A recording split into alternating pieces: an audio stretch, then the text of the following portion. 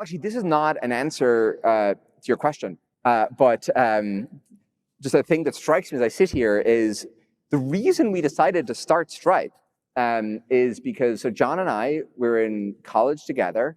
He was in his freshman year, and we went to startup school in 2009, which was held in Berkeley. Yep. And we thought it was pretty cool. And so we went and we got sushi afterwards in Potrero, and we were walking back from sushi, and we're like, we'd kind of been kicking around this idea for a payments thing, or like we'd been thinking of the space. And it was walking back that evening after startup school that we decided to start Stripe. That's cool.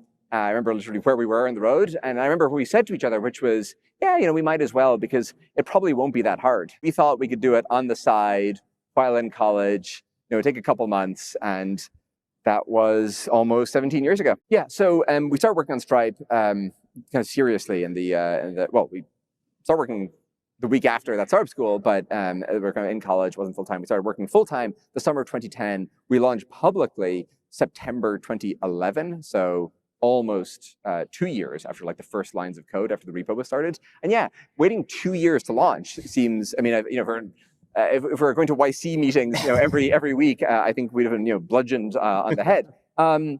I think, and look, in many domains, that probably is the wrong thing to do.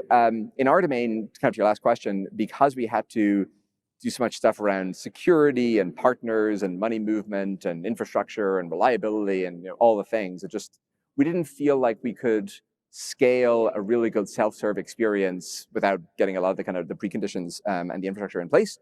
I think the thing that saved us and meant that it wasn't a total walk in the wilderness is we had production users almost from the very beginning. So first lines of code in fall of 2009.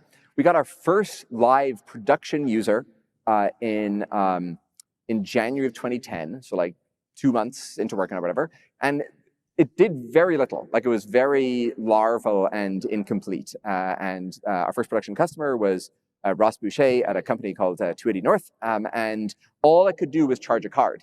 And so, Ross would charge the card, and then he would ask sort of a reasonable question like, how can I look at all my charges? And like, reasonable request. And so, let's code up a little dashboard here, and then be like, well, I want to refund a payment, and all right, we'll build refund support. And then, after a couple of weeks, he was like, at some point, do I get my money? And we're like, also a reasonable request. So let's build that functionality. So it was very kind of just-in-time development.